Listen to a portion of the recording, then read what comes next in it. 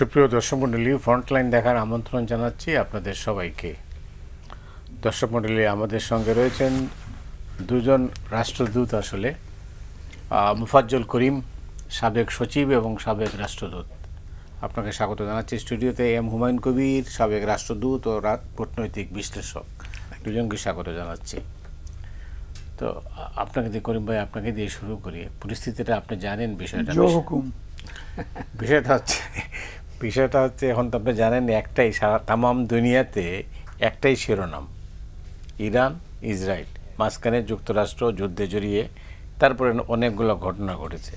নাটকীয়ভাবে 2 সপ্তাহের সময় নিয়েছিলেন ট্রাম্প, হঠাৎ করে আবার 2 সপ্তাহের মধ্যেই ইরানে আক্রমণ করেছেন, হামলা চালিয়েছেন, তারপরে আবার ইরান পাল্টা আক্রমণ করেছে। অনেক নাটকীয় ঘটনা ঘটেছে মধ্যপ্রাচ্যে। আপনি কিভাবে দেখেন? দেখুন, এই গত কয়েকদিন যাবত আর কি যে নাটক চলছে, জি, এটা হঠাৎই হয়ে গেছে। এটা মেলোড্রামার মতো মনে হয়েছে আমার কাছে। এটা প্রস্তুতি নিয়ে বা এরকম একটা পরিস্থিতি দিকে ধীরে ধীরে ধাবমান হয়ে 6 মাস 9 মাস পরে গিয়ে যদি এই পরিণতি আসত, কিন্তু হঠাৎ করেই ইসরায়েল এই কাণ্ডটা যে করলো, এবং করেছে নিশ্চয়ই তার মুরব্বীর মানে পরামর্শ মতো বা নির্দেশ মতো করেছে, করে সুবিধা করতে পারেনি। কারণ তাদের বোঝা উচিত ছিল যে আক্রমণচার যে দেশকে এবং যে জাতিকে আক্রমণ করতেছে, এরা সাংঘাতিক রকমের মানে তেজি এবং তাদের দেশপ্রেম, তাদের সংস্কৃতি, তাদের কৃষ্টি, এগুলো অন্যান্য দেশের চাইতে একটা সম্পূর্ণ ভিন্ন রকম। এরা মানে ভাঙবে তবু মচকাবে না, এই টাইপের, এবং তাই হয়েছেও। তাই শেষ পর্যন্ত তারা যখন প্রত্যাঘাত করেছে, পাল্টা আক্রমণ করেছে, তখন কিন্তু দেখেন ট্রাম্প সাহেবও কিন্তু সুর পাল্টে ফেলেছে।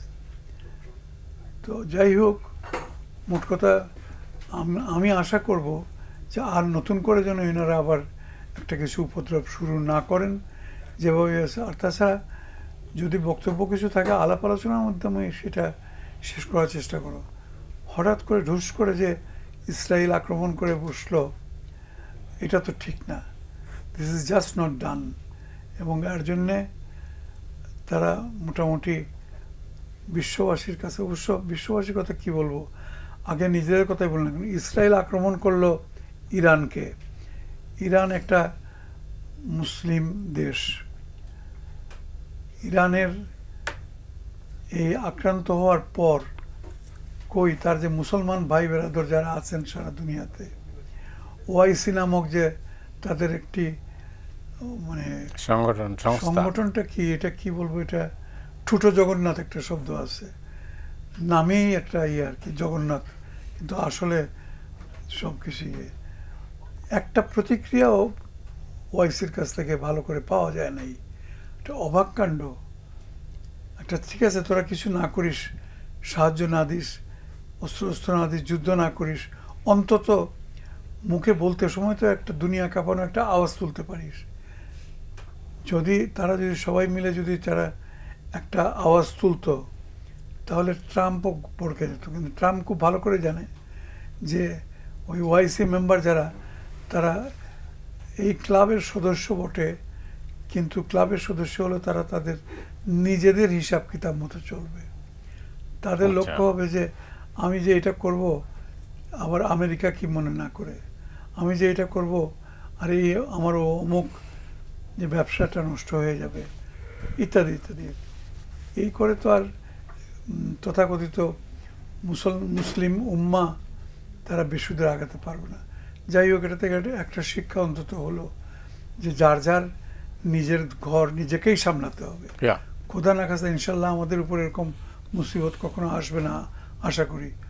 আর যদি না খাস্তা, আল্লাহ না খাস্তা যদি এসেই যায়, তখন মনে রাখতে হবে যে সুসময়ে অনেকেই বন্ধু বটে হয়, অসময়ে হায় হায় কেহ কারণ হয়।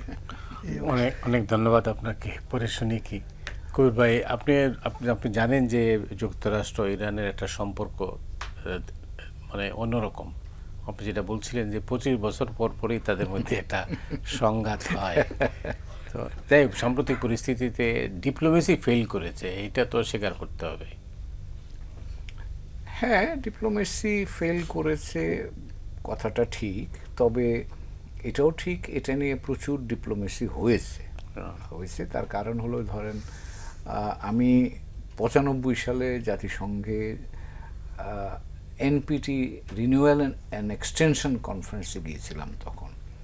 তখন এই ইরান এবং মার্কিন যুক্তরাষ্ট্রের মধ্যে তখনও আমি দেখেছি ওরা লড়াই করছে, এবং ইরান কিন্তু মার্কিন যুক্তরাষ্ট্র বা পাশ্চাত্য জগতের বিরুদ্ধে তাদের অধিকারের বিষয়ে তারা কিন্তু অনড় থেকেছে। তো কাজেই এটা ঠিক আপনি যেটা বলছেন যে কূটনীতি শেষ পর্যন্ত গিয়ে রক্ষা করতে পারেনি, এবং বলা হয়ে থাকে যে যেখানে কূটনীতি যখন ব্যর্থ হয় তখনই যুদ্ধ আসে। তো যুদ্ধ যেহেতু আমরা 12 দিন দেখলাম, তাহলে সেটা মানতে হবে যে কূটনীতি সফল হয়নি, তবে এটা শেষও হয়ে যায়নি, এটাও বলছি। তার কারণ ধরেন এখন যেটা হবে যে কূটনীতি মাঝেই আক্রমণটা হয়েছে, 14 বা 15 তারিখে তারা কিন্তু বসবার কথা ছিল ওমানে, মার্কিন যুক্তরাষ্ট্র এবং ইরান। তার আগে একদিন আগেই আক্রমণটা করলো ইসরায়েল। তো এখন ফলে আমার ধারণা এখন যেহেতু যুদ্ধবিরতি কার্যকর হয়েছে, এখন এটার ফলো আপটা কিন্তু হবে, আবার আপনাকে যেতে হবে আবার নেগোসিয়েশন। তার কারণ হলো ইরানের পারমাণবিক স্থাপনা ধ্বংস করা ইসরায়েলের সামরিক লক্ষ্য ছিল, সেই লক্ষ্য তারা মোটামুটি অর্জন করেছে, এটা ধরে নিতে পারি। ইরানের লক্ষ্য ছিল টু মেক এ পয়েন্ট যে আমাকে তুমি আঘাত করলে আমি প্রত্যাঘাত করব তোমাকে, ইরান সেটা করেছে। সো দুই দিক থেকে আপনি যদি বলেন এ কাইন্ড অফ ড্র আমি ধরে নিতে পারি। আচ্ছা, এবার মার্কিন যুক্তরাষ্ট্রের বিষয়ে আসে। মার্কিন যুক্তরাষ্ট্র ইসরায়েল মার্কিন যুক্তরাষ্ট্রকে এখানে ঢোকাবার জন্য অনেকদিন ধরে চেষ্টা করছে। এই নেতানিয়াহু বহুকাল ধরে বলছেন যে এই 1 মাস পরেই বা এই 3 মাস পরেই তারা বোমা বানাবে, পারমাণবিক বোমা বানাবে, কাজেই এখনই তাদেরকে আক্রমণ করার দরকার। এতদিন পর্যন্ত মার্কিন যুক্তরাষ্ট্র সেই জায়গায় আসেনি, কিন্তু এবার প্রেসিডেন্ট ট্রাম্প এসে তাদের পারমাণবিক স্থাপনার উপর মার্কিন যুক্তরাষ্ট্রের পক্ষ থেকে বোমা বর্ষণ করলেন। তবে এখানে মজার কথা হচ্ছে যে ইরান বলছে যে তারা যে কারণে বোমা বর্ষণ করেছে আমরা তার আগেই আমাদের জিনিসপত্র সরিয়ে নিয়েছি, এবং সেখানে 400 কিলোগ্রামের কিন্তু এখনো এনরিচড ইউরেনিয়াম, যেটা হদিস নাই, এটার খবর এখনো পাওয়া যাচ্ছে না। এটা কোথায় আছে কেউ জানে না, শুধু ইরানিয়ানরা জানে। তো কাজেই এই 400 কিলোগ্রাম এনরিচড ইউরেনিয়াম, এটা নিয়ে আপনাকে আলোচনা করা ছাড়া আপনি ইরানের কাছ থেকে এটা বের করে আনতে পারবেন না। এবং বড় প্রেক্ষাপট হচ্ছে যে ইরান এখন এই যে আক্রান্ত হলো, আচ্ছা, সে তো তার এনপিটির আওতায়, এনপিটির সদস্য। তো এনপিটির সদস্য রাষ্ট্র হিসাবে সে যে ক্ষতির মুখে পড়লো এবং তার যে অধিকার বঞ্চিত হলো, বা তার যে peaceful use of nuclear energy, এই বিষয়টা সুরা কিন্তু হয়নি। যুদ্ধ বন্ধ হয়েছে, কিন্তু এগুলো নিয়ে এখন আলোচনা শুরু হবে, এবং ইরান ভবিষ্যতে কীভাবে কতখানি পারমাণবিক প্রকল্প নিয়ে এগুতে পারবে কি পারবে না, এগুলো নিয়ে আমার ধারণা লম্বা নেগোসিয়েশন। যুক্তরাষ্ট্র এখন কি করবে? যুক্তরাষ্ট্রের সাথেই হবে। তো আমার ধারণা ইরান ইসরায়েলের সাথে নেগোসিয়েট করবে না, এবং যে আলোচনাটা সাসপেন্ড হয়ে গেল, যে এটা ওমানে হওয়ার কথা ছিল, আমার ধারণা সেটা আবার রিজিউম করবে। এবং প্রেসিডেন্ট ট্রাম্প কিন্তু এখানে দেখেন অনেকগুলো মানে ইন্ডিকেটার্স আছে। যেমন ইসরায়েল চাচ্ছিল ধর্মীয় নেতা খামেনিকে মেরে ফেলার জন্য, আমেরিকানসরা দেয়নি, কিন্তু এটা আমরা পত্রিকায় খবর এসছে। তার অর্থ হচ্ছে যে আমেরিকানরা রেজিম চেঞ্জের ব্যাপারে, যদিও ট্রাম্প গতকাল কথাটা বলেছেন, কিন্তু তারা রেজিম চেঞ্জটার ব্যাপারে খুব সক্রিয় ছিল এটা আমার কাছে মনে হয় না। তার কারণ পশ্চিমা পত্রপত্রিকাতে আসছে যে এরপরে যদি নেগোশিয়েট করতে হয়, ইরানে যদি সরকার নষ্ট হয়ে যায়, আপনি কার সাথে নেগোশিয়েট করবেন? তো কাজে সেই বিবেচনা মাথায় রেখে কিন্তু তারা এই রেজিম চেঞ্জের দিকে যায়নি।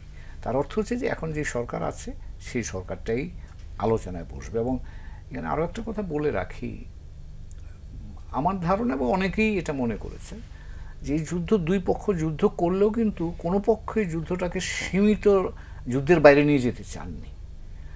ইসরায়েলও চায়নি, ইরানও চায়নি। আপনি লক্ষ্য করবেন ইসরায়েল কিন্তু ইরানের উপর এতগুলো জায়গায় আক্রমণ করেছে, তাদের তেল পরিবহন বা তেলের বন্দর যেখান দিয়ে তেল যায় এগুলো কিন্তু আক্রমণ করেনি।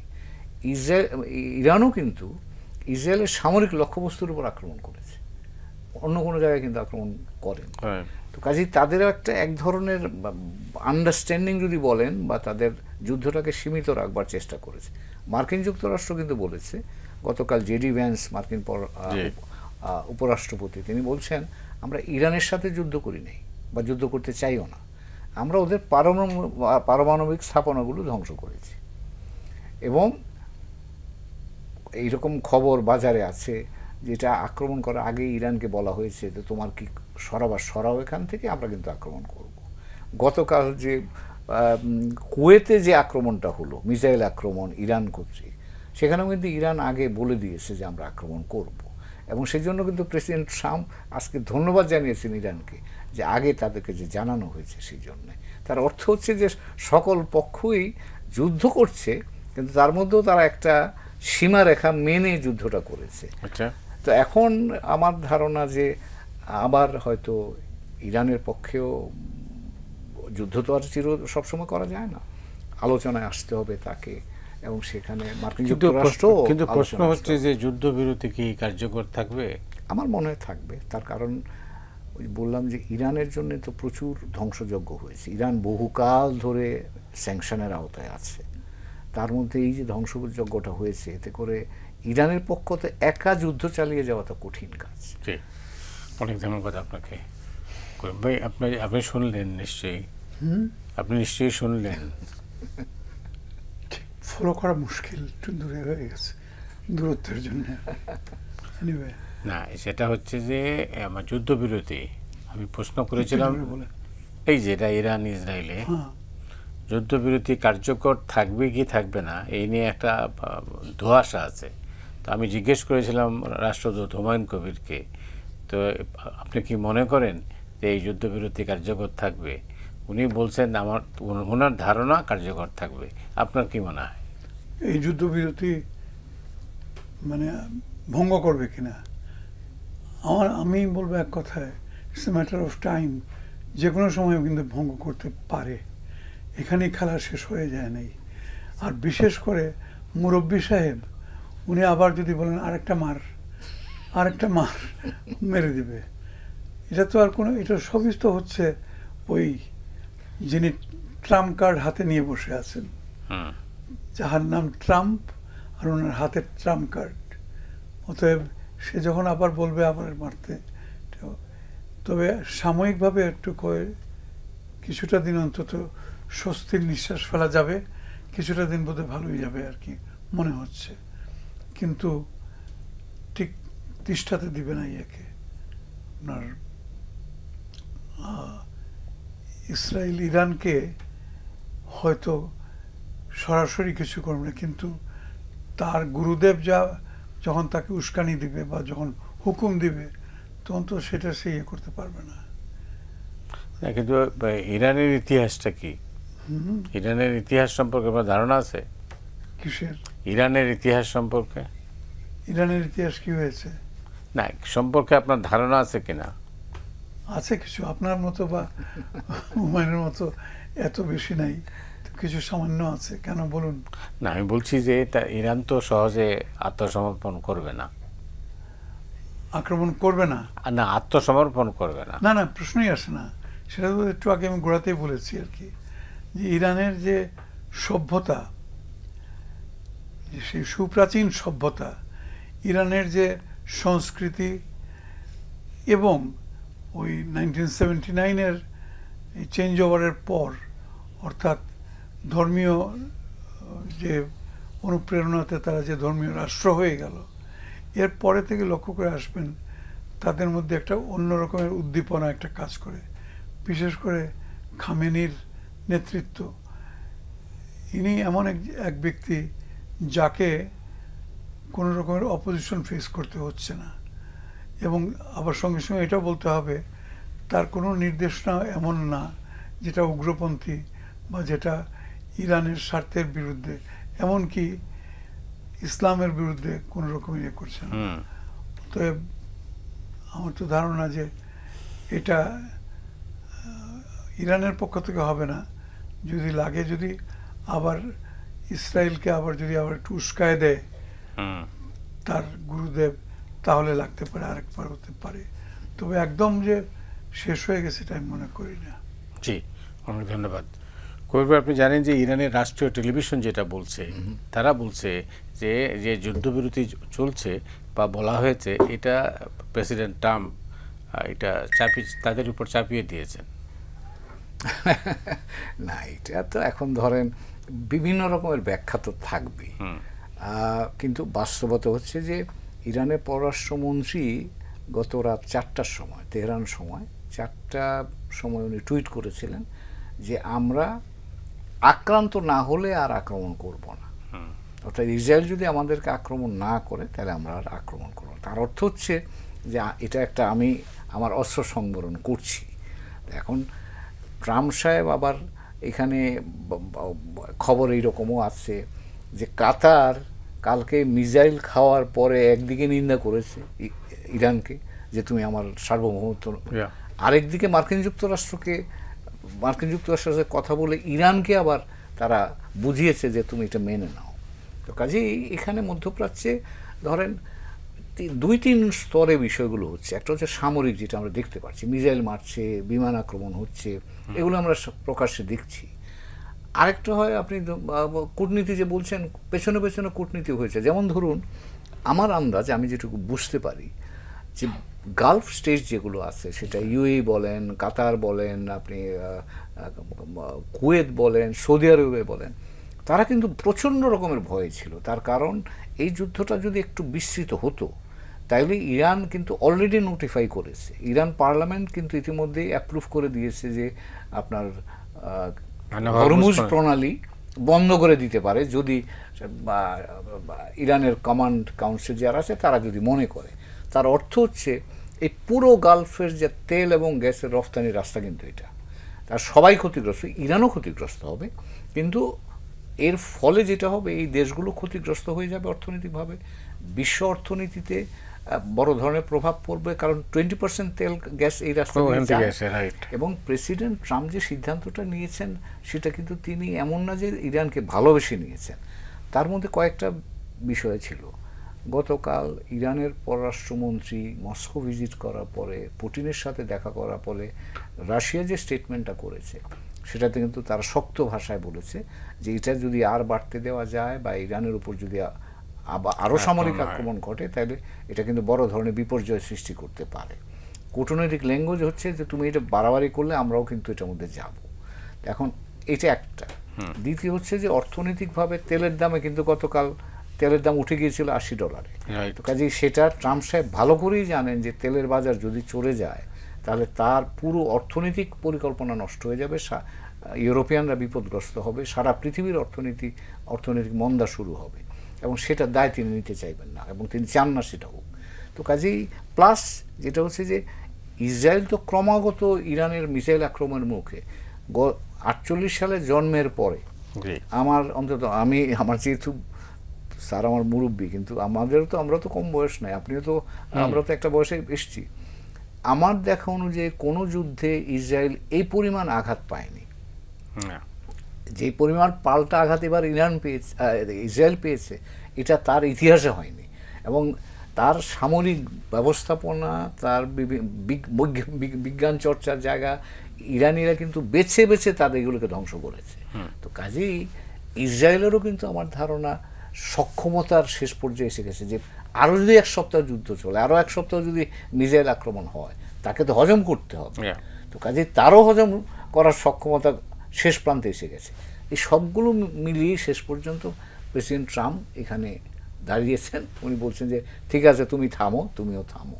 এখন দুই পক্ষই অনিচ্ছাকৃত হলেও থেমেছে এবং অ্যাজ এ রেজাল্ট আমরা এই আজকে যেটা মানে অন্তত সিজফায়ারটা পেয়েছি, it's holding and it's relief. এটা রিলিফ এই কারণে যে এই যুদ্ধ হলে কিন্তু দূরে হচ্ছে, আমরাও কিন্তু বিপদগ্রস্ত হতে পারতাম সবাই। বাংলাদেশের অর্থনীতিও এটার উপরে অনেকখানি আমাদের অনেকাংশে। আপনি তেল গ্যাস আমদানি, মধ্যপ্রাচ্যে আমার শ্রমিক বাহিনী এবং এই যে আমাদের রেমিটেন্স, আমার ব্যবসা বাণিজ্য, প্রিমিয়াম তো অলরেডি বেড়ে গেছে। তো কাজেই আমরাও বহুমুখীভাবে এটাতে মানে এফেক্টেড হতে পারতাম। অন্তত যুদ্ধটা থামাতে এই দিক থেকে আমরা একটু নিস্তার পেলাম বলে আমি মনে করছি সাময়িকভাবে। যাই হোক, আপনার যুদ্ধ নিয়েই আমরা আছি আসলে, একটার পর একটা যুদ্ধ। মানে এই যুদ্ধ পরিস্থিতি নিয়ে দেশটার এখন যে অবস্থা দুনিয়াটাতে, এখন অনেকে তো কেউ কেউ বলছিলেন যে তৃতীয় বিশ্বযুদ্ধের একটা সম্ভাবনা উড়িয়ে দেওয়া যায় না। কেউ কোনো কোনো বিশেষজ্ঞ বলছিলেন যারা মানা যায় এটা নিয়ে কাজ করেন। বটে, কারণ এটা তো যদি যুক্তরাষ্ট্র যদি ইনভলভ না থাকতো, মনে করেন এটা শুধুমাত্র দ্বিপাক্ষিক একটা সংঘর্ষের মতো যদি হতো, তাহলে বিশ্বযুদ্ধ বা এগুলো হয়তো সুদূর পরাহতর মতো ছিল, বা এটা একটু ফার ফেচেড ছিল। কিন্তু যেহেতু মার্কিন যুক্তরাষ্ট্র এর পেছনে আছে, সে তো কি চাল চালবে, এবং তখন বাধ্য হয়ে ইরানকেও এটার মধ্যে প্রতিহত করতে হবে, ইরানও প্রতিরোধ দাঁড় করাতে হবে। যুদ্ধ এসকেলেটেড হয়ে যেতে পারে, সেই আশঙ্কা আছে। তবে আমার ধারণা বিশ্ববাসী যদি একটু, যেমন জাতিসংঘ মোটামুটি খুব দ্রুতই প্রতিক্রিয়া ব্যক্ত করেছে এবং দ্রুতই আপেল করেছে, কিন্তু অন্যান্য সুপার পাওয়ার যারা, তারা মুরব্বিয়ানা করতেছে, চুপ করে বসে আছে। এটা শুভ লক্ষণ মনে করি না আমি। উচিত ছিল তোমরা পরে যাই খুশি করো, যুদ্ধ করো বা যুদ্ধের বিপরীতে অবস্থান নাও, কিন্তু তাৎক্ষণিকভাবে তো এটাকে কন্ডেম করা উচিত ছিল, বা তাৎক্ষণিকভাবে কন্ডেম না করে অন্ততপক্ষে একটা অ্যাপিল তো করতে পারতে। সেটা করা হচ্ছে না। সেটা একটু আমার কাছে একটু বিসদৃশ্য মনে হচ্ছে আর কি, ভালো মনে হচ্ছে না। তো আশা করা যায়, কারণ তা না হলে পরে তো বিশ্ব অর্থনীতির উপরে বিশাল রকমের একটা চাপ সৃষ্টি হবে। বিশেষ করে আমাদের মতো দেশ, বাংলাদেশের মতো যারা আর কি বিভিন্ন কারণে তেল থেকে শুরু করে ব্যবসা বাণিজ্য, জনশক্তি রপ্তানি টপ্তানি সমস্ত কিছুই কিন্তু এই এই ভূখণ্ডের মধ্যেই আর কি, অর্থাৎ গালফ স্টেট যেগুলো আছে সেগুলোর সঙ্গে। তো আমরা আশা করব শুভ বুদ্ধি উদয় হবে আর কি। কবির ভাই, আপনার কাছে আসি। আপনি জানেন যে এই মুহূর্তে সবচেয়ে আলোচিত বিষয়, শিরোনাম যেটা হচ্ছে মব জাস্টিস এবং আইনের শাসন। সাম্প্রতিক কিছু ঘটনা আপনি জানেন। তো এই অবস্থায় আমরা 10 মাস শেষ হয়েছে সরকারের, আমরা তো আশা করেছিলাম যে একটা পরিবর্তন আসবে, কিন্তু অতি সম্প্রতি যে সমস্ত ঘটনা ঘটলো বা ঘটছে, তাতে কিন্তু আমরা এতটা আশাবাদী হতে পারছি না। আপনার কি মনে হয়? আপনি যেটা বলছেন আমিও আপনার সাথে মোটা দাগে একমত। আইনের শাসনের যে কথাটা বলছেন সেটা কিন্তু আমাদের গত গণ অভ্যুত্থানের প্রত্যাশার অন্যতম উপাদান কিন্তু আইনের শাসন। তার কারণ হচ্ছে যে আইনের শাসন ছিল না বলেই তো মানবাধিকার লঙ্ঘন ঘটেছে, নানান ধরনের ব্যত্যয় ঘটেছে, নির্যাতন হয়েছে, মানুষ শিকার হয়েছে নির্যাতনের। তো সেই জন্য এটা আমাদের প্রত্যাশা ছিল। কিন্তু এখনো গত 2-3 দিনের যেসব ঘটনাগুলি দেখেছি আমরা, তাতে এই বিষয়টার প্রতি মানুষের এখনো যে যথেষ্ট সচেতনতা আছে, অথবা আমি যদি বলি এমনকি সরকারি পর্যায়েও সেটার যে যথেষ্ট সচেতনতা আছে, সেটা কিন্তু পরিলক্ষিত হচ্ছে না। যদিও আজকে দেখলাম যে পুলিশ কর্মকর্তা হুদা সাহেবের ঘটনার সময় উপস্থিত ছিলেন, তার বিরুদ্ধে বোধহয় অ্যাকশন নেওয়া হয়েছে। কিন্তু এটা অ্যাকশন নেওয়াটা ইতিবাচক, কিন্তু এই ঘটনাটা কিন্তু বড় প্রেক্ষাপটের সাথেও সংযুক্ত, এটা আমাদের মনে রাখতে হবে। আমি 2টা জায়গা বলবো। একটা হচ্ছে যে ধরেন এই যে যারা গিয়ে এই জুতার মালা পরালেন ভদ্রলোককে বা নাজেহাল করলেন, তারা একটা দলের সদস্য। তো তার অর্থ হচ্ছে যে দলকেও কিন্তু দায়িত্ব নিতে হবে যে এই ধরনের ঘটনা যাতে না ঘটে। কারণ এখন কিন্তু বিভিন্ন জায়গায় দলীয় কর্মীরাই বেশি সক্রিয়, কাজে সেখানে দলের কিন্তু একটা গুরুত্বপূর্ণ ভূমিকা আছে। কারণ এই সরকার আর কয়েকদিনের সরকার, অন্তর্বর্তীকালীন সরকার তো অল্প সময়ের জন্য, কিন্তু দীর্ঘকালীন সময়ের জন্য যারা সরকার বা যে রাজনৈতিক দলের সরকার আসবে তাদের কিন্তু এই আইনের শাসন প্রতিষ্ঠার জন্য এখন থেকে উদ্যোগী ভূমিকা নিতে হবে। কারণ সামনে নির্বাচন আছে, সেখানে আরেকটা বিশৃঙ্খলার আশঙ্কা আছে। নির্বাচনের পরে আরেক ধরনের বিশৃঙ্খলা বাংলাদেশে হয় আমরা দেখি, মানে আমাদের অভিজ্ঞতাটা এরকম। তো কাজেই এখন থেকে তাদেরকে উদ্যোগী হতে হবে যাতে তাদের কোনো কর্মীরা এই ধরনের কাজে সম্পৃক্ত না থাকে। আর আরেকটা জিনিস আমার কাছে মনে হয়, এই সংস্কৃতিটা, এই যে আপনি মব জাস্টিসের সংস্কৃতি বললেন, তার আসবার কারণ হচ্ছে বাংলাদেশে দুর্ভাগ্যজনকভাবে হলেও সত্যি কথা, সেটা হচ্ছে বাংলাদেশের রাজনীতি যারা করেন তারা প্রশাসনকে দিয়ে রাজনীতি করতে চান, প্রশাসনের ঘাড়ে বন্দুক রেখে তারা রাজনীতিটা করতে চান। ফলে যারা সরকারি কর্মকর্তা বা দায়িত্বে যান তারা শেষ পর্যন্ত এই ধরনের শিকারে পরিণত হন। হয়তো এই যে যেটা আমরা হুদা সাহেবের দেখলাম, তিনি একজন সরকারি দায়িত্ব পালন করতে গিয়েছিলেন, কিন্তু তিনি তার ব্যর্থতার দায় তিনি নেবেন, সেটা বিচার্য বিষয়, সেটা নিয়ে আলোচনা বা বিচার প্রক্রিয়া চললে আমরা জানব। কিন্তু তাকে কোন অবস্থার প্রেক্ষিতে তাকে এই সিদ্ধান্তে যেতে হয়েছিল, সেই প্রেক্ষাপটটা কি আমরা নজরে রাখছি, সেটা কি আমরা আনছি? কারণ সেটা যদি আমরা আনি তাহলে আগের ভুল থেকে ভবিষ্যতে আমরা শিক্ষা নিতে পারবো। আর যদি সেই প্রেক্ষাপটটা না এনে শুধু ওনার ঘাড়ে দায়িত্ব আমরা দিয়ে দিই, তাহলে কিন্তু আমার ধারণা তার প্রতি ন্যায় বিচার করা হবে না, এবং যে কারণগুলোর কারণে এইরকম মানুষগুলো গিয়ে ওখানে এই ধরনের কাজে ব্যাপৃত হতে হয় সেটারও কিন্তু কোনো সূরা আমরা পাবো না। তো কাজেই আমি মনে করি 2-3টা জায়গায় আমাদের মনোযোগ দিতে হবে। সরকারের দিক থেকে সরকার আরো উদ্যোগ নিতে হবে, রাজনৈতিক দলগুলো যারা আছে তারা আইনের শাসনের জন্য আরো বেশি সক্রিয় হতে হবে, আর তারা রাজনৈতিক দল রাজনীতি করবেন সেটা তারা করবেন, সেটা তার অধিকার, সেটা রাষ্ট্রীয় প্রক্রিয়ার অংশ, কিন্তু সেটা যেন সরকারি কর্মচারীদেরকে ব্যবহার করে না করা হয়। তারা রাজনীতির কাজ রাজনৈতিক কর্মীদের দিয়ে করান, তাহলেই আপনি রাজনৈতিক আমাদের সরকারি কর্মচারী যারা আছেন তাদের অনেকের বিরুদ্ধে যে অভিযোগ এখন পাওয়া যাচ্ছে সেই অভিযোগের জায়গাটা তৈরি হবে না, তারাও পেশাগতভাবে সার্ভিস দিতে পারবেন, এবং তাতে করে সুশাসনের জন্য যে প্রত্যাশাটা মানুষের আছে সেই কাজটা দিকে যাওয়ার একটা সুযোগ তৈরি হবে বলে আমি মনে করছি। অনেক ধন্যবাদ আপনাকে। আপনার নিশ্চয়ই জানেন, আপনি তো আমলা কাম মানে ডিপ্লোম্যাট, কূটনীতি। না, আমি আমলার চাইতে আমি কামলা ছিলাম। আচ্ছা, অর্থাৎ মাঠে চাকরি করেছি খুব বেশি। পাকিস্তানি আমলে নির্বাচন ইত্যাদি তখন রিটার্নিং অফিসার, এবং 70-এর নির্বাচনে 1970-র যে ঐতিহাসিক নির্বাচন এবং সর্বজন কর্তৃক প্রশংসা, তখন আমি রিটার্নিং অফিসার ছিলাম এসডিও হিসেবে। ওয়েস্ট পাকিস্তানে না ইস্ট পাকিস্তানে? ওয়েস্ট পাকিস্তানে। ওয়েস্ট পাকিস্তানে একটা বড় সাব ডিভিশন। তুমি নাম শুনেছো নাকি? মন্ডি বাহুদ্দিন নামটা শুনেছো না?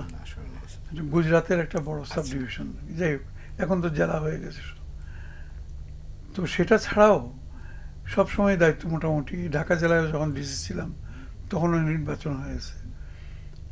তো এখানে আমরা যখন নির্বাচন করেছি, সে পাকিস্তানি আমলে হোক আর বাংলাদেশ আমলে হোক, সেখানে চিফ ইলেকশন কমিশনার বা ইলেকশন অফিসার এরা খুব একটা লাইমলাইটে আসে নাই, আসতো না আর কি, আসতে হতো না। কারণ সরকারি নির্দেশ হয়েছে নির্বাচন করতে হবে, এবং নির্বাচনের সার্বিক দায়িত্বকে প্রশাসন। এটা আমরা একটা কি বলবো, একটা চ্যালেঞ্জের মতো নিতাম আর কি, যে আমার জেলাতে বা আমার মহকুমাতে যেন সুন্দর নির্বাচন হয়। তো ইদানিংকালে যে অভিযোগে এই চিফ ইলেকশন কমিশনারদেরকে কাঠগড়ায় দাঁড় করানো হচ্ছে আর কি, এটা অত্যন্ত দুঃখজনক। এই জন্যে প্রথম কথা হচ্ছে, যদি কিছু বলার থাকে ঠিক আছে বিচার করো, তোমরা তো বিচার শুরু করেছো অলরেডি, তাই বলে তাকে মারধর করতে হবে, তাকে পাবলিকলি অপমান করতে হবে, এটা কিরকম কথা? তো এটাতে প্রশাসনের দুর্বলতাতে আমার কাছে চোখে পড়ে আর কি। উচিত ছিল তাৎক্ষণিকভাবে যখন ওই চিফ ইলেকশন কমিশনার নুরুদার সাম্প্রতিক যে ঘটনাটা ঘটলো, তখন সঙ্গে সঙ্গে কোনো উপর থেকে নির্দেশের দরকার নেই কিছু, সঙ্গে সঙ্গে কিছু ব্যবস্থা নেওয়া উচিত ছিল। যারা এটা করেছে সেই সমস্ত কতিপয় ব্যক্তিকে ধরে উল্টে কিছু মার দেওয়া উচিত, সোজা কথা। কিন্তু দুঃখের বিষয়, আসলে ব্যাপারটা হয়েছে কি, বর্তমান সরকার তো একটা ভদ্রলোকের সরকার। এখানে সমস্যাটা এখানে হয়ে গেছে। ভদ্রলোকের ভদ্র আচরণ মেনটেন করতে গিয়ে কারোর প্রতি তারা মানে রূঢ় হতে পারেন না।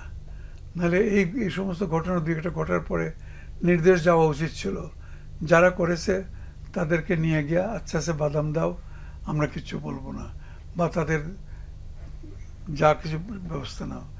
কিন্তু সেরকম প্রতিক্রিয়া সরকারের কাছ থেকে দেখা গেল না। তাতে আমার ভয় হয় যে ভবিষ্যতে এটা আস্তে আস্তে এটা আরো এই অবস্থায় একটা নির্বাচনের দিকে যাচ্ছে, আমরা দেশটা নির্বাচনের দিকে যাচ্ছে।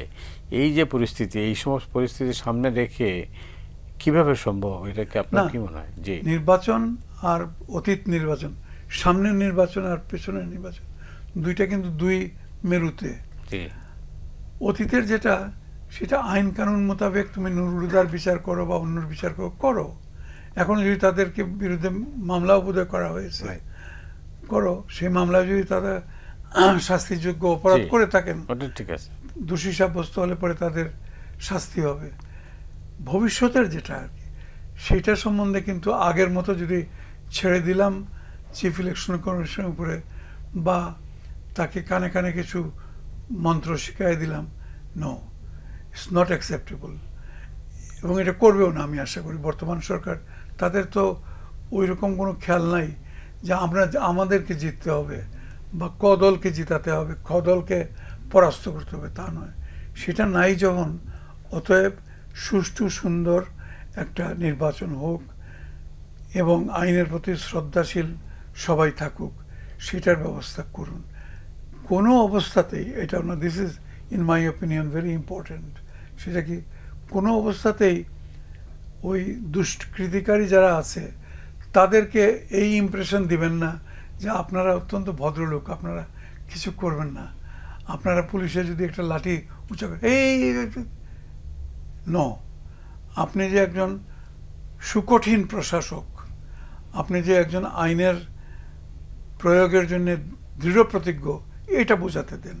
তা না হলে পরে এই সমস্ত যারা করে মানে দুষ্কৃতকারী তথাকথিত, তারা সুযোগ নেবে, এরা কিন্তু অত্যন্ত আটঘাট বেটে নামে। আর তাদের অত্যন্ত কি বলবো, এরা তো খুবই অভিজ্ঞতা সম্পন্ন, কিরকম করে একটা ইলেকশনকে ভণ্ডুল করতে হয়, কিরকম করে এখান থেকে করতে গেলে সব তারা জানে। তো এদেরকে ডিল করতে হলে শক্ত হাতে ডিল করতে হবে এবং আগে থেকে প্রস্তুতি নিয়ে। আপনি নির্বাচনের আগে আপনি ওই যত লাইসেন্সড আনলাইসেন্স যত আর্মস আছে সব উঠাই ফেলেন কিছুদিনের জন্য, 2 সপ্তাহের জন্য জমা নিয়ে নেন, তা নাহলে তো আপনি সামাল দিতে পারবেন না। আর এই মিসক্রিয়েন্টদের বিরুদ্ধে দৃষ্টান্তমূলক কিছু কিছু ব্যবস্থা নিন, শাস্তিমূলক ব্যবস্থা নিন, যাতে করে বাকি সবাই হয়ে যায়। আশা করি এই সমস্ত ব্যাপারে সময় মতো সঠিক সময়ে আমাদের বর্তমান সরকার জেগে উঠবেন। কিন্তু ভদ্রলোকের মতো যদি শুয়ে বসে মনে করেন যে না হচ্ছে, আর ছি ছি ছি এই লাঠি মারবেন না, ছি ছি ছি গায়ে হাত দিবেন না, যেমন কুকুর তেমন ব্যবহার করতে হবে, তেমন মুগুর চালাতে হবে। এটাই সারা জীবন। আমি নিজে অনেকগুলো ইলেকশন করেছি, এই অভিজ্ঞতা থেকে বলতেছি, শক্ত না হলে পরে পেয়ে বসবে। অনেক ধন্যবাদ আপনাকে। পরিস্থিতিটা কিন্তু আসলে যেটা নিয়ে একটা জটিল পরিস্থিতি, যদিও করিম ভাই যেটা বললেন সেটা তাতে মনে হয় যে উনি যেটা মনে করেন যে সহজ হয়ে যাবে ব্যাপারটা কিন্তু এখানে শেষ সহজ হবে না, কারণ একটা পরিকল্পিত মুভ আছে এর মধ্যে। এটা এই কিতে দেখা যাচ্ছে, এই যে ঘটনাগুলো ঘটতেছে একের পর এক, শুধু এইটা না আরও অনেক ঘটেছে। এখান থেকে আমরা দেখছি যে ঘটনা ঘটে গেলে সরকার তৎপর হয়, সরকারের তরফে বলা হয় যে এটা করা ঠিক নেই, ব্যবস্থা নেব, এটা সেটা। কিন্তু এটা চিরতরে বন্ধ করার তো করতেই হবে যে কোনো মূল্যে। কারণ আইনের শাসন যদি আমরা চাই, তাইলে কিন্তু মব জাস্টিস কোনো অবস্থাতেই চলবে না। আপনার কি মনে হয়? আপনি আপনি ঠিকই বলেছেন। এখন যেটা হয়, ধরেন অনেকগুলো বাস্তবতাও আছে। সেটা হলো কি ঘটনা ঘটবে এগুলো আগে থেকে তো ইন্টেলিজেন্স, এই যে লোকাল ডিবি টিভি যারা আছে তাদের কাজ তো তাই। আমি কলকাতায় যখন কাজ করি তখন আমাকে কলকাতার পুলিশ কমিশনার আমাকে বলেছিল যে বলে 200 বছর ধরে প্রত্যেকটা পাড়ায় আমাদের লোক আছে, প্রতিটা পাড়ায় কি হয় আমরা জানি, আগে থেকে জেনে যাই আমরা। তো কাজেই আমাদেরও ইন্টেলিজেন্স সেট আপ আছে, তাদের আগে এই বিষয়গুলোতে সচেতন হতে হবে যাতে আগাম এগুলোকে নস্যাৎ করে দেওয়া যায় বা এগুলোকে ফয়েল করা যায়, এটা একটা বিষয়। দ্বিতীয় যেটা হচ্ছে যে ধরেন সরকার নির্বাচন, আগামী নির্বাচনের কথা আপনি বলছেন, ইট উড বি এনর্মাসলি ডিফিকাল্ট একটা এক্সারসাইজ। তার কারণ হলো যে নির্বাচনী ব্যবস্থাটা তো কমপ্লিটলি ভেঙে গেছে। আমি নিজে 14 সালে এবং 15 সালে ঢাকা মেয়রের ইলেকশনে মনিটর হিসেবে ঘুরেছি।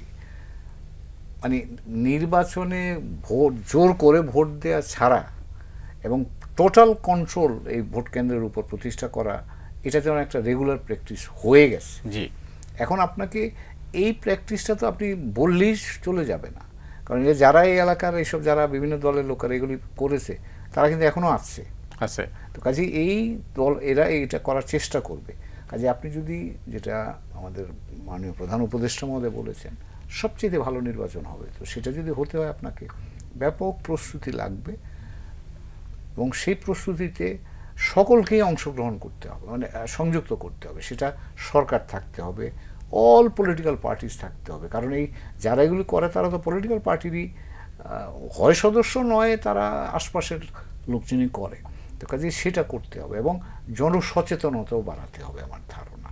এবং আমি ব্যক্তিগতভাবে মনে করি যে আগামী নির্বাচনে সামরিক বাহিনীর একটা স্পষ্ট ভূমিকা প্রয়োজন হবে, কারণ তারা তো মানুষ তাদের প্রতি এখনো শ্রদ্ধাশীল, মানুষ তাদেরকে তাদের উপস্থিতিটাও কিন্তু একটা পরিস্থিতিটাকে নিয়ন্ত্রণে রাখতে সহায়তা করবে। তবে সরকার এবং রাজনৈতিক দলগুলোর মধ্যে এক ধরনের একটা কম্প্যাক্ট বা এক ধরনের একটা কাইন্ড অফ আন্ডারস্ট্যান্ডিং যদি না হয়, তাহলে আগামী নির্বাচন কিন্তু ভয়ঙ্কর রকমের আপনার জটিল পরিস্থিতি হবে বলে আমি আশঙ্কা করছি। কারণ আমি গত নির্বাচনের আগে 10টা জেলায় ঘুরে এসেছিলাম, অল পলিটিক্যাল পার্টিগুলোকে ডায়ালগে নিয়ে এসে চেষ্টা করছিলাম যাতে ভায়োলেন্স থেকে তারা দূরে থাকে। যে আমার অভিজ্ঞতা বলে যে মানে মন মানসিকতা যদি বলেন, মানুষের প্র্যাকটিস যদি বলেন, মূল্যবোধ যদি বলেন, সব বদলে গেছে গত 15-20 বছর। এবং এসে নিউ জেনারেশন যেটা এখন সামনে আসছে, তো কাজে সেই জায়গায় কিন্তু এই সরকারের জন্য it's a tall order, I can only tell you this, but not impossible to manage. এবং মানুষ কিন্তু চায়, সাধারণ মানুষ কিন্তু মুক্তভাবে গিয়ে নিজের ইচ্ছা মতো ভোটটা দিতে আগ্রহী। কাজে মানুষের দিক থেকে আমার সমর্থন পাওয়া যাবে। যারা এই দুষ্ট মানুষ যেগুলো আছে সেগুলোকে নিয়ন্ত্রণ করার জন্য সরকারি ব্যবস্থা এবং তার পাশাপাশি যারা এই রাজনৈতিক দলগুলো থাকবে, যারা অংশগ্রহণ করবে, তাদের প্রত্যেকের এখানে সক্রিয় ভূমিকা পালন করা অপরিহার্য বলে আমি মনে করি। ধন্যবাদ। একটা ভালো নির্বাচন কিভাবে হতে পারে? হ্যাঁ, সুন্দর প্রশ্ন। ভালো নির্বাচন হতে পারে, সর্বপ্রথম আপনাকে জনগণের আস্থা অর্জন করতে হবে। যাদের জন্য নির্বাচন করতেছেন তারা যেন সম্পূর্ণ রকমভাবে কনভিন্সড হয় যে সরকার নিরপেক্ষ, সৎ, তাদের কোনো রকমের কোনো মতলববাজি নাই, যেটা গত 15-16 বছর যাবৎ পাবলিক সাফার করেছে। যে কারণে আর খারাপ নির্বাচন কত প্রকার ও কি মাশাআল্লাহ আমরা গত 15-16 বছর যাবৎ দেখে ফেলেছি। একটা বাকি ছিল রাত্রের বেলা নির্বাচন, সেটাও দেখেছি। তো অতএব সাধারণ মানুষ কিন্তু খুব আশা করে আছে। আমি তো প্রায়শই গ্রামে যাই, হুমায়ুনে বোধহয় যাও তুমি, নর্মরে তো আমি যাই, আমি দেখছি তারা খুব আশায় বুক বেঁধে আছে। বিশেষ করে তরুণ যারা আজ থেকে 12-14 বছর আগে সে ভোটাধিকার হয়েছে, তার 18 বছর বয়স হয়েছে কিন্তু ভোট দিতে পারে নাই, সে এখন 32-33 বছরের যুবক পের হয়ে প্রায় প্রৌঢ়ত্ব দিকে চলে যাচ্ছে। সে বড় আশায় আছে এটা ভালো ইয়ে দিবে। অতএব সরকারের উচিত হবে এই ক্লাসটাকে, যারা ভালো নির্বাচনের জন্য খুব প্রত্যাশী, তাদের আস্থা অর্জন করা। তাদের আস্থা অর্জন করতে হলে সর্বপ্রথম সরকারকে তার নিজের নিরপেক্ষতা এবং আইনের শাসন প্রয়োগে দ্বিধাহীনভাবে তাদের পদক্ষেপ, এটা প্রমাণ করতে হবে, তাদের এই অবস্থানটা প্রমাণ করতে হবে। তারপরে প্রশাসন, দিস ইজ, আমি প্রশাসনে যেহেতু অনেকদিন ছিলাম সেই জন্য বলছি যে প্রশাসনটাকে একেবারে পচাইয়া আমাদের দেশে পচাইয়ে ফেলাইছে এই জন্যে ওই যে দলীয়করণ যখন থেকে শুরু হয়েছে, ইয়েতে মন্ত্রী মহোদয়ের সামনে একটা নোট বা একটা ফাইল এসছে, কি ব্যাপার, যে ইয়ে করতে হবে, অমুক অমুক জায়গায় পোস্টিং দিতে হবে, ঠিক আছে, যারা যারা এটার জন্য যোগ্য তাদের একটা তালিকা আমাকে দেন। তালিকা আসলো, তালিকার মধ্যে এই সেক্রেটারি সাহেব শুনেন, এগুলো কী দিচ্ছেন, অমুকরে বাদ দিচ্ছেন কেন? স্যার অমুকরে বাদ দিয়েছি, সে তো ওই ক্রাইটেরিয়াতে পড়ে না। আরে কিসের ক্রাইটেরিয়াতে পড়ে না, তার নামটা লেখেন, এ বগেরা বগেরা, এটা একটা মাত্র বললাম, বগেরা বগেরা আরো অনেক রকমের মানে দুর্নীতিতে, ফলে প্রশাসন গেছে। আর আমি একটা শব্দ নিজেই আবিষ্কার করেছিলাম, প্রশাসনের ডিএনএ টেস্ট। পোস্টিং টোস্টিং দেওয়ার আগে সব তো বুঝলাম ইনি খুব ভালো অফিসার, এসিআর টেসিআর খুব ভালো, লোকে বলে খুব সৎ লোক এই সেই, কিন্তু কোন দল করে, দল কোনটা? বলে না স্যার ও দল টল করে না। কে বললো? বলে হ্যাঁ স্যার, জিজ্ঞেস করে দেখেন কাউকে, ও বেচারা একেবারে দল টলের ঊর্ধ্বে। আরে সে ঊর্ধ্বে, তার বাবা কোন দল করে এটা খোঁজ নেন, কোন পরিবারের ছেলে, এই সমস্ত করে সর্বনাশ করে। এটা আমাদের প্রত্যক্ষ আমরা পরিষ্কার দেখেছি আর কি। এগুলা থেকে মুক্তি পেতে হবে। আমরা কেন শিক্ষা গ্রহণ করি না? এত কিছু, যিনি চলে গেছেন সেই পলাতকা প্রধানমন্ত্রী, তো উনি এত ঘনিষ্ঠ লোক এবং এখনো আছেন, আল্লাহ তার হায়াত দারাজ করুক, থাকুন সেইভাবে আরামে থাকুন, কিন্তু আপনি দেখলেন না ওই দেশের প্রশাসনটা গত ৬০-৭০ বছরে তারা কলুষিত হতে দেয় নাই, তাই না? এত বড় একটা দেশ ভারত, কিন্তু তার যে রাজ্যেই যান না কেন প্রশাসন সম্বন্ধে লোকের মধ্যে কোনো রকমের কোনো দ্বিধা সংশয় বা কোনো অভিযোগ নাই। আর আমরা সেই দিন মাত্র ৫০ বছর আগে স্বাধীন হয়েছি, এই ৫০ বছরের মধ্যে মাশাআল্লাহ আমরা কোথায় চলে গেছি। তো যাই হোক, এটা একটু যদি মাথায় রেখে আপনার প্রশাসনটাকে একদম ওয়ার্নিং দিয়ে রাখতে হবে, নো দলবাজি, নাথিং। সত্যি কথা বলতে গেলে পরে দলবাজরা এমনভাবে ঢুকে পড়েছিল যে এখন পর্যন্ত প্রশাসন সেই কলুষমুক্ত হয় নাই। এটার জন্যে বর্তমান সরকার যদি কিছু দ্রুত কিছু ব্যবস্থা, শক্ত পদক্ষেপ না নেন, তাহলে তাদের কপালে কিন্তু দুঃখ আছে। সামনে নির্বাচন করবেন বলছেন, ডিসেম্বরে করুন আর ফেব্রুয়ারিতে করুন, নির্বাচন তো করবেন। আপনার মস্ত বড় হাতিয়ার হচ্ছে আপনার ডিসি, আপনার ইউএনও, আপনার এসপি, এসডিপিও ইত্যাদি, তাই না? এসডিপিও তো না, এখন কি বলে ওটাকে, এসপি, হ্যাঁ, ডিসি, এসপি, ইউএনও, ওসি, এরাই তো, এদেরকে নিয়েই তো আপনি নির্বাচন করবেন। তো সেই জন্যে আল্লাহর বাস্তে এখন থেকে আপনি এটাকে ঘষে মেজে ঠিকঠাক করুন, নাহলে পরে হঠাৎ ডাক দিলাম কালকের নির্বাচন আসেন, তাহলে তাদের আগের সেই আনুগত্য যেটা, এটা নিয়েই তারা হাজির হবে। অনেক ধন্যবাদ কবির ভাই। শেষ প্রান্তে হাতে ২.৫ মিনিট আছে, সেটা হচ্ছে যে প্রশাসনিক কর্মকর্তারা কেন সাহসী হয় না? প্রশাসনিক কর্মকর্তারা সাহসী হয় না যদি আমাকে জিজ্ঞেস করেন, স্যার তো আমার মুরব্বী। জি, প্রশাসন তো, রাজনীতি হচ্ছে ব্রেইন। আচ্ছা, আর প্রশাসন হচ্ছে হাত পা। ব্রেইন যদি ঠিক মতো কাজ না করে তো এটা কাজ করবে? তো সে একই জিনিস। প্রশাসন তখনই আপনার রাজনীতি যদি ঠিক মতো গাইড করতে পারে, প্রশাসনের সার্ভিস এক্সিলেন্ট পাবেন। এখানে গোলমাল হয়ে গেলে প্রশাসন আনম্যানেজেবল হয়ে যাবে, সেটা তো আমরা দেখেছি। এই দেশে স্যার বললেন যে কথাটা, যে এই দেশে তো কেন 96-তে নির্বাচন হয় নাই, 2001 সালে হয় নাই, তো এগুলো তো 2008 সালে হয় নাই, এটা প্রশাসন লোকেরাই তো করে দিয়েছে। তো কাজেই শিক্ষাটা হচ্ছে যে আপনার যখন রাজনৈতিক উইল বা পলিটিক্যাল উইলটা ঠিক থাকবে, তখন আপনি ভালো প্রশাসন পাবেন। পলিটিক্যাল উইলের মধ্যে যদি ভেজাল থাকে, তাহলে প্রশাসন ইচ্ছা করলেও আপনাকে সঠিক দিতে পারবে না, মানে সার্ভিস দিতে পারবে না। তো কাজেই এটা খুব গুরুত্বপূর্ণ, স্যারও বলেছেন কথাটা। এই সরকারের, জনগণের কাছে সরকার যে নিরপেক্ষ এবং সরকারের উপর মানুষের আস্থা, এটা যত শক্তিশালী হবে, প্রশাসন তত শক্তিশালীভাবে কাজ করতে পারবে। কারণ প্রশাসন তো বড় লাইটের উপরে কাজ করে বা বড় স্ট্রেংথের উপরে কাজ করে। তো কাজেই সেই জায়গাটায় আমি মনে করি যে এটা ইন্টারিম গভর্নমেন্ট আছে, তারাই তো করবে কাজটা। কিন্তু সাথে সাথে এটাও মনে রাখতে হবে, যেটা বলছিলাম, যে এই দেশের আমরা গত 8-9 মাসের ঘটনা প্রবাহ তো দেখে ফেলেছি যে সরকার থাকলেও রাজনৈতিক দলেরও গুরুত্বপূর্ণ ভূমিকা কিন্তু আছে এখানে। আর রাজনৈতিক দলগুলো যদি সহায়তা না করে, তাহলে শুধু প্রশাসন দিয়ে আপনি পারবেন না করতে।